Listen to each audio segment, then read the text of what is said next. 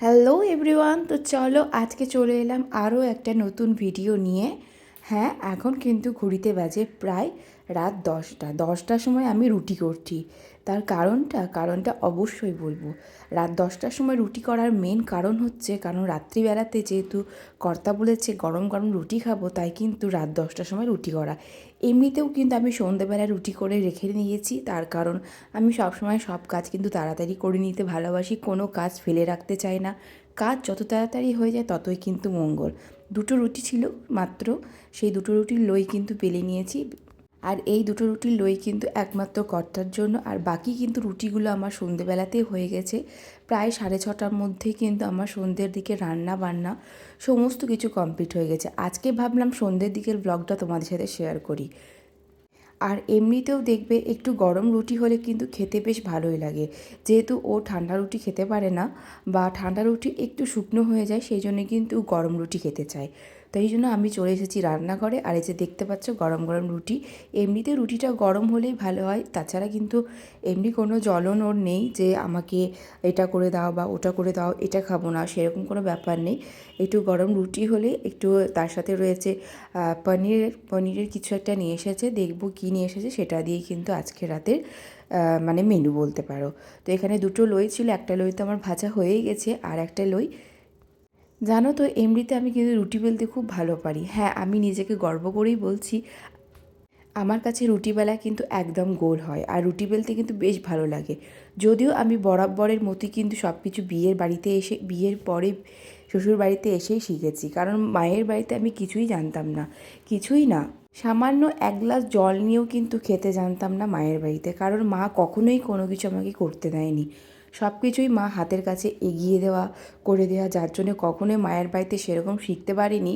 যদিও মাঝে মধ্যে একটু ভালো মন্দ রান্না করতাম, সেটা হচ্ছে মাটন চিকেন যাই হোক। তো এখানে দেখতেই পাচ্ছ সেদ্ধ মুসুরির ডাল। আমি সেদ্ধ মুসুরির ডালটাও কিন্তু ও বেলাতেই করে রেখেছিলাম, এ বেলাতেই নুন আর তার সাথে তোমার সর্ষের তেলটা এবেলাতেই দিলাম। আর এই যে দেখতে পাচ্ছ একটু কুচি কাঁচা পেঁয়াজ আর তার সাথে কুচি লঙ্কা, এটা দিলে কিন্তু স্বাদটা অনেক দ্বিগুণ বেড়ে যায়। আর তার সাথে কি দেব তোমাদেরকে অবশ্যই দেখাবো। এই যে দেখতে পাচ্ছ পাশে কন্টেনার আছে, এখানে নিয়ে এসেছিলো মাটার পনির। মাটার পনিরটা যেহেতু নিয়ে এসেছিলো, সেই জন্যই কিন্তু আর সাইডে কোনো তরকারি করার প্রয়োজন হয়নি। এছাড়া নিরামিষের দিনে কিন্তু পনিরটা কিন্তু ভীষণভাবে কার্যকারী, কারণ বেশিরভাগ বাড়িতে আমি দেখেছি নিরামিষ দিনে কিন্তু পনিরটা থাকবেই। আর পনির খেতে কিন্তু আমারও বেশ ভালো লাগে, আর আমার কর্তারও কিন্তু বেশ ভালোই লাগে। তো চলো, এখানে দেখতে পাচ্ছ মটর পনির আর তার সাথে ডাল। আর সব শেষে কিন্তু ও বলে যে একটু করে ভাত দিও, তাই অল্প সামান্য কিছু ভাত ছিল ওকে আমি দিয়ে দিলাম। এতেই কিন্তু রাতের খাবারটা হয়ে যাবে। আর আমি কী নিচ্ছি সেটাও তোমাদের দেখাবো, কারণ আমার কিন্তু আগের তুলনায় এখন খাওয়া অনেকটাই কমে গেছে। আর ওই যে বললাম, খেতে বসার আগে সমস্ত কিছু কাজ করে নিয়ে হেসেলটা খুব ভালো মতো গুছিয়ে নিই, পরিপাটি করে তারপরে কিন্তু খেতে বসি। কারণ সব কিছু আমি ফেলে টেলে একদমই খেতে বসতে পারি না, বরাবরের মতোই আমি ছোটোদের মানে আমার প্রথম থেকেই অভ্যেস একটু গুছিয়ে পরিষ্কার করে রেখে তারপরে খেতে বসবো। তো আমি যখন খেতে বসি তখন কিন্তু ওর প্রায় খাওয়া হয়ে যায়, কারণ আমার খেতে খেতে প্রায় অনেকটাই লেট হয়ে যায়। তার কারণ ওই যে বললাম হেসেল পরিষ্কার করার থাকে, একটু একটু কাজ করার থাকে, সেই জন্য কিন্তু আমার কাজগুলো করে নিয়ে আমি খেতে বসি। আর যখন খেতে বসি তখন কিন্তু ওর প্রায় খাওয়া হয়ে যায়। তো এখানে নিয়ে নিচ্ছি মটর পনির।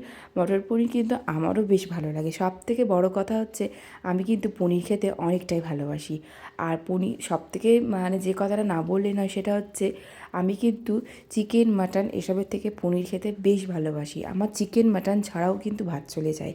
এছাড়া ওই যে বাঙালিদের সবথেকে প্রিয়, সেটা হচ্ছে আলু পোস্ত, আর তার সাথে রয়েছে কলাইয়ের ডাল। এই দুটো খাবার কিন্তু হলে আমার কিন্তু কোনো কিছুর প্রয়োজন হয় না।